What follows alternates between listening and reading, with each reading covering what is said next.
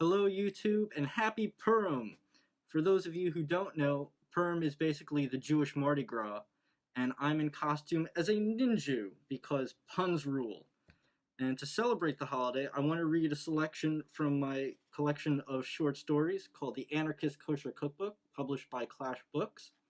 I'm going to be reading from the novella at the end called Baphomitzvah.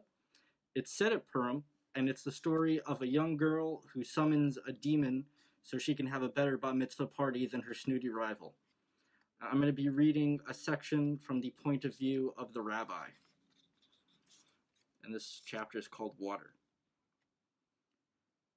The service concluded. Most of the congregation left for the party while a handful approached me and complimented me on the service as they did every week. But I was only half listening to them. I felt a sickness come over me ever since I heard the message from the fire. I had this lingering taste of copper in my mouth. I excused myself and wandered out from the inner sanctum and into the hallway. The cantor was waiting for me by the door. She held her guitar at her side. "Rabbi, do you still need a ride to the reception?" "What? Oh, yes, thank you." She scrutinized my face. "Rabbi, are you feeling all right?" Yes, I'm fine. I'm feeling a little overheated. I just need to splash some water on my face and I'll be fine." I was alone in the lavatory. I turned on the faucet and let the water run. There was no stopper on the sink. The water swirled around slightly before it continued down the drain. Our people had received messages from the Lord through fire before.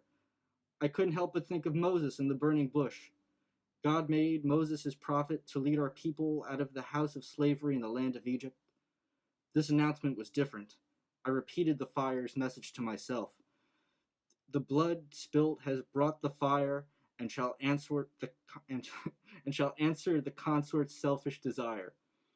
It was a message. Was it a message or an announcement or a warning? There was so much cryptic information. Whose blood had been spilt? Who was this consort? What was their desire? I had no answer. I splashed a palmful of water on my face, but it failed to calm me down. I tried to shake away that awful feeling and went to relieve myself at the urinal. I pushed the fringes of my tallis aside and undid my zipper. I was getting up there in years, and it took a few moments for the stream to get going. I felt a tingle in my penis. I looked down and screamed. My foreskin had grown back! How could I have become like the uncircumcised? It was impossible! I thought my eyes were playing tricks on me. I tugged at the flap of skin. Somehow it was loose, yet firmly attached at the same time. I felt that same tingle and a constricting pain reverberate throughout my body. I stumbled backwards and stepped out of my shoes. My toes and feet had contorted and meshed into cloven hooves. They clomped across the tiled bathroom floor. Something bulged in the back of my pants and coiled down my leg. I wouldn't have been surprised if I had messed myself. My legs throbbed and my pants split at the seams. My legs had become muscular and covered in a thick layer of wiry fur. The coil that had traveled down my legs was in reality a long, whipping tail. The same stiff hairs that had sprouted on my legs sprouted all over my arms and hands.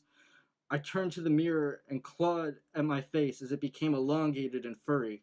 My irises lightened from hazel to a bright, almost yellow wheat color. My retinas contorted from a sphere into a horizontal rectangle. My sidelocks pointed up towards the sky. They grew at an alarming rate, becoming thicker and harder as they grew and curled into a set of goat horns. I stood before the mirror in a daze, panting as my muscles twitched. I couldn't control my body. Something else had taken over. I could tell it was waiting to strike, but who or what I couldn't say. All I knew is that I was powerless to do anything. I stumbled out of the bathroom and towards the cantor, Shoshana Dinner. She was a stout woman in a blue sweater with long brown bangs and pudgy cheeks. She carried her acoustic guitar by the neck. She had been working at the synagogue for about 5 years, and every single day she tried to be my matchmaker. "Oh, Rabbi, that's such an elaborate costume," she said. "I didn't expect you to go all out like that. Shall we get going?" My body groaned, and I followed Shoshana to her silver Honda Civic. I had become too large to fit easily in the car. She used her shoulder to push me in. My horns scraped against the ceiling. She put her guitar in the back seat and started up the car. The car started dinging, but I couldn't leave. My new body was forcing me to go to the party. You need to buckle your seatbelt, she said. I fumbled with the buckle. Shoshana reached over to assist me. Maybe next Purim you should go with a less elaborate costume. We headed for the venue. So, Rabbi, have I got a match for you? She's a nice girl, a good catch, right? Right. She was so caught up in trying to find me a wife that she didn't notice anything else. I was powerless to say anything. There's Yentl Birch. She's perfect. She's no chaste maiden, but who is these days? I groaned and eyed her guitar in the back seat. Fine, fine, but you shouldn't be so picky, Rabbi. She pulled up to the Newport Harbor Hotel and Marina. I watched helplessly as my arms reached out and ripped the strings off the neck with a loud twang. Hey, what are you... The canter was cut off as the strings looped around her neck.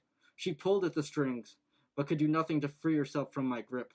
Her body became limp as the strings cut through her trachea and blood poured down the altar of her chest. And with that, I was gone forever. A guttural, spiteful voice inside me told me that my body was no longer mine. It was in control. It kicked the door clean off the hinges. Music from the party inside could be heard from the street. The heinous creature in control lumbered towards the reception hall. And that's all you get for now.